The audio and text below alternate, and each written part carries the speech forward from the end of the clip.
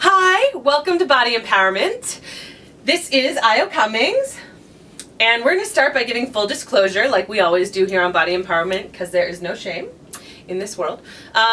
This is our second time shooting this because I messed up with the memory card round one, so Ayo is double amazing. She's already amazing, now she's double amazing, squared, cubed, and to infinity, for coming in again.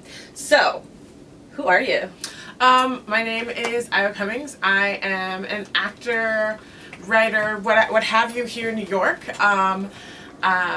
Let's see, I went to the New School for Drama for my master's. I got my BA in drama from Spelman College, and before that I went to all-white schools. I went to boarding school in Maryland and grew up in Minnesota, and yeah, that's who I am.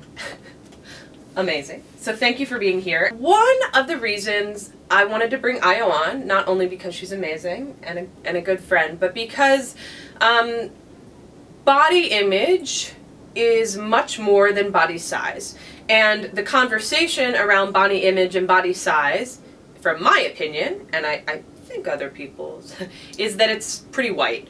It's not looking at the way race, ethnicity, gender, sexual orientation, religion, all these other social identities play into our body image, how we feel about ourselves. So with that, do you want to touch upon where your social identity, specifically with your race or any other part, started to impact your body image?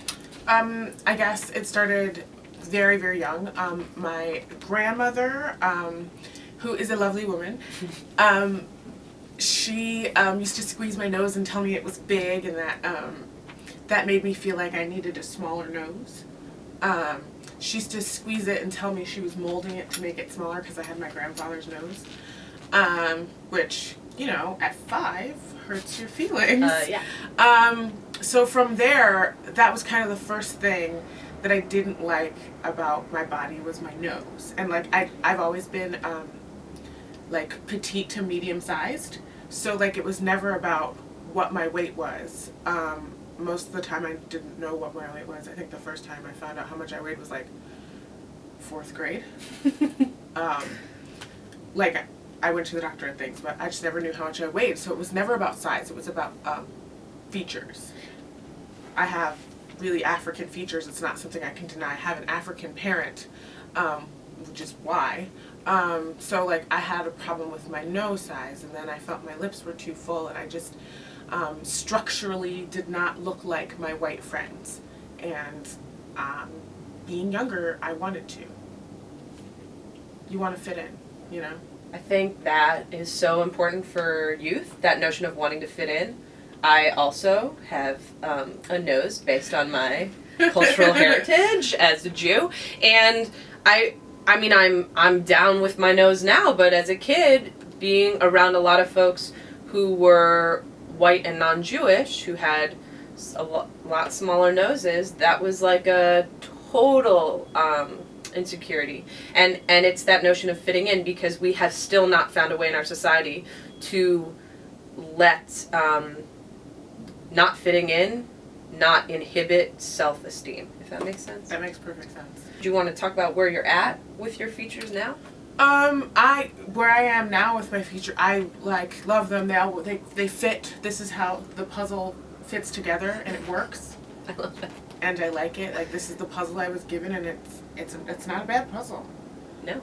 And you know, now I love my full lips, because like, look at how much space I have to put on lipstick. Like, come on, it's amazing. You know, so that's where I am now, and like, you know, because of the structure stuff, like that invited like problems with colorism, meaning like I always wished I had lighter skin. Like, I never wanted to be white. That was never an issue for me, though I do know some black girls growing up that grew up like I did around all white people that did want to be white. I mean, I wanted certain features that white people had, like their hair. It's just,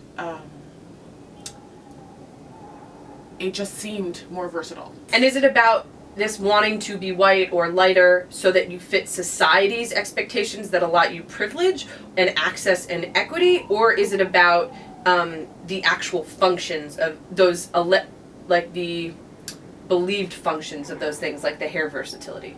When I was little, I definitely thought it was about function, but like as I grew older, I started being aware that like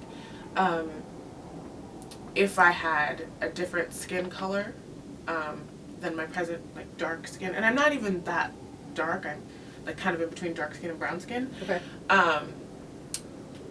Because of that, I realized that like, you know, society treated lighter skinned black people better. They were more accepted. It was easier to fit in.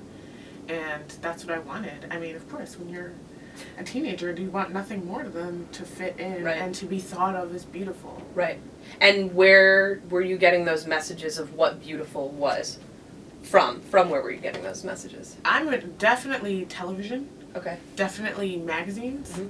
Because like there were only certain magazines that had black women Mm-hmm. in them. Like most magazines are filled with advertisements. Right. And a lot of the advertisements were like models, and all the models were white, and if they were black, then they were usually, not always, usually lighter skinned, and if they were dark skinned, they were dark skinned but didn't have like a wide flat nose and didn't have the big full lips, and Wow. you know, so they didn't look like me back Right. then.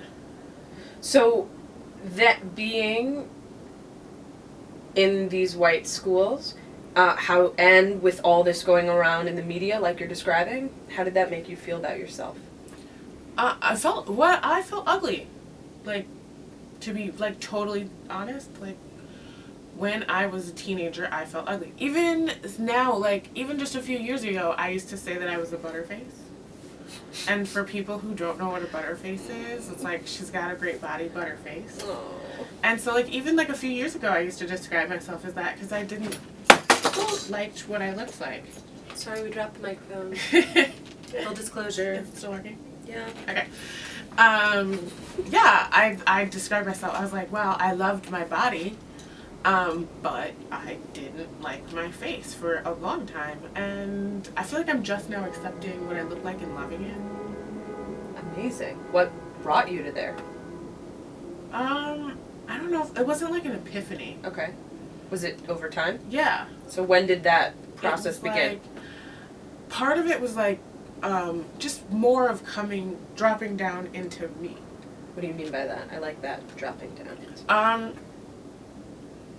It was a lot of judging myself before, Uh-huh. and like now becoming who the person I am now. Like it felt like actors use the term dropping in, Mm-hmm. and to me it always felt like when you're judging, you're always up and out here. Wow. So when you drop in, you're Woo! like in your body, you're who you are, like you're suddenly the person that you're looking at the mirror. You're not this person you're thinking about Oh my god, I love that. outside here. I'm obsessed with that. You can have it. I give it to you. Thanks. So yeah, it was a lot about, it was like a slow shift Huh. coming into me and liking me and finding things that I liked, finding styles, like ways to do my hair that I liked. A lot of it had to do with going natural. What do you mean by going natural? I had a relaxer in my hair from the age of 6 on and off until I was 26, and Uh-huh. like very consistently every 6 weeks from the time I was 6 till I was about 23, and then it was on and off until I was 26. Uh-huh. And it was not, in my case, going natural and growing the chemicals out of my hair was not a choice. In grad school, I got a great haircut that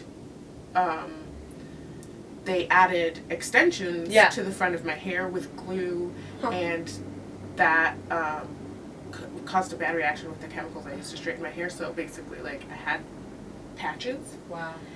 at the top, and so I had to cut it really, really short, and then I hated the really, really short haircut, because like the really short haircut, then you can see everything you don't like about your face because you don't have hair Right. to hide behind. Hmm.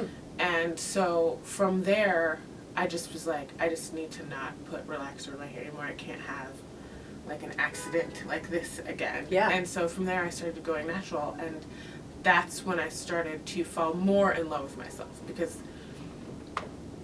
I learned to fall in love with myself in stages.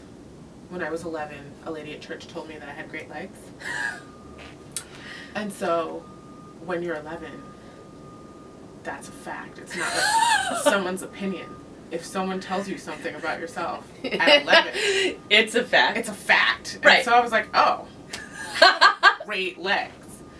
And from there, and then I remember in 9th grade, it was like dress up day, and I wore like a very fitted dress to school, and one of my teachers was like, you have a great body. And I was like, fact. I have a great body. So now you have great legs and a great body. And I was like, awesome. So like, that's when I started telling my friends, because my friends would tear themselves apart, like, I hate my thighs, I hate my this. And I was like, pick a body part that you love, and then grow it. It's really important for women, especially, and men, to find a way to fall in love with themselves. Like, you know, you just heard my journey, like, you know, dropping in and growing. Like, the growing part for me was easy. It was the dropping in that was hard. But it's like worth it. So find, my advice and what you could take from my journey is like, find something that you like about yourself and grow it. Like, say that again. Drop in, grow it. Drop in and grow it. Like, tagline, Ayo, right here today. In order to drop in, you have to, like, when you have to find, it's the same as like growing your love for your body. It's like, if you find something that you like about yourself, then this person can talk about that instead of whatever negative thing you're gonna pick on yourself about. And then you'll feel yourself start to slide in, and like, because like when you're like, I like this about this person, you can be like, that person is me. That's amazing. And start there, and then this person will talk less and less, and this person, and they will slide in, and like from there can grow. So drop in and grow it. I'm so obsessed with that. Drop in and grow it. That's what I'm gonna say. Even though my journey went the other way, I grew it and then I dropped in. I think probably the more logical way to go, if you're doing it consciously, because none of this happened to me consciously, is to drop in first, and then you can grow it, and that process can kind of happen together. You're so spot on. I feel you 100%. And without ever consciously knowing it, that was my journey too. My mom used to like nag me to pick a body part and then love myself. She didn't use drop in and grow it because you just invented that here. So you own that. But she told me that, and so I started with my eyebrows and my fingernails. Which is awesome. And I'm pretty much everywhere except my stomach and I are still... Listen, we're still dating. Me and my nose go back and forth. Like, like I said, we talk, but you know, some days I don't notice it, and some days I'm like, oh. Like sometimes I just don't acknowledge that I have a nose on my face, which is totally crazy because this is something I used to breathe. Right? Right? It has a function. It has a serious function. That's amazing that you just said that. But sometimes I just act like it's not there. And then sometimes I see pictures and it's like, oh, it doesn't look that bad. Like, I don't know when or if ever I will get to the point that I love my nose. Okay. But I certainly don't hate it anymore. That's amazing. And like I said, we talk. Like, we talk. You know. I love that. Sometimes I dress it up to mask it. What are you gonna do? But you're so conscious of the journey. Yeah. And your goal is self-love regardless. Yeah. And that's a fact. Is that a late 20s fact? It is. Also, I just turned 30 like a few months ago. Happy birthday! Thanks. It was like July, but Like, I think if you achieve, and you don't have to, but if you achieve self-love by 30, like, it's kind of amazing. I don't know how much I've achieved in my life by 30, but the fact that I love myself at 30, oh my god, I'm gonna cry. It's pretty good. You're gonna sit here and make me cry all day. Laugh and cry, laugh and cry. I love that we got started talking about social identity and race and how that impacts body image, and where you are, where we came in this conversation, where you've come in your own personal journey is so universal. Not to belittle your challenges and how difficult it was at different points, but to instead say how empowering and inspiring your story and what you're saying is, and what you've taken away with that journey, this drop in and grow it, is, that's for everyone. Yeah. And that's amazing. Yeah. My journey was my hair, my nose, and my skin. And, you know, I love it all now. Amazing. Despite what society says. Do you think the issue is society and the media with regards to I think that's skin and race? I think that's some of it. I think that's another huge conversation. Okay. Part two. I think that's part of it. I think that our little black girls are not always sent the right message about body, about skin color, about what to do when you have a good body, because like just because you have a good body like doesn't mean that you should display it in a way that like kind of objectifies you. I don't know that like I said, that's like a whole other conversation. Right. But it's so what is the ideal message for young black women? In your opinion? The ideal message, I guess, I mean, it's the same for every girl. It's like you have to fall in love with yourself. Thank you so much for being here. You're amazing. Anytime. It's fun. I love talking about myself. Who doesn't? True. And if you don't, learn. True. Love them. All the Ayoisms. Can we call them Ayoisms? Sure. So drop in and grow it. Drop in and grow it. And love yourself. And love yourself. And I've loved having you here. Thank you. I have loved the 50 million conversations we've had. Me too. And I have laughed. I have actually cried. She cried. I was shocked. And I'm just so inspired and awed and moved by everything you had to share and your journey. And I'm proud of you for your journey. And I'm honored to know you. And where can everyone else stay tuned for your amazingness? I hopefully am developing a web series. I'm not going to say the name yet because I don't know what it is. Okay. But since I'm going to be on here and my name's probably going to be in the tag, you'll probably be able to Google it eventually. Perfect. So keep Googling you. Yes. And you will find me soon. Hopefully within the next 2 to 3 months. Amazing. And so we'll stay tuned for that. Yes. And thank you so much for being here. Thanks for having me. What do you mean, shake my hand? Who are you? I don't know. It's so business. Handshake. It's so business. Stop it. It's actually unsanitary. But anyway. After all this. Handshakes are unsanitary. Hugs are cleaner. I know, and I... Were you being silly? Yes. Okay. Thank you for being here. Of course. Bye, everyone! Bye! See you in 2013! Yeah! 2012, out. 2012 out. 2012, out. Peace. Bye.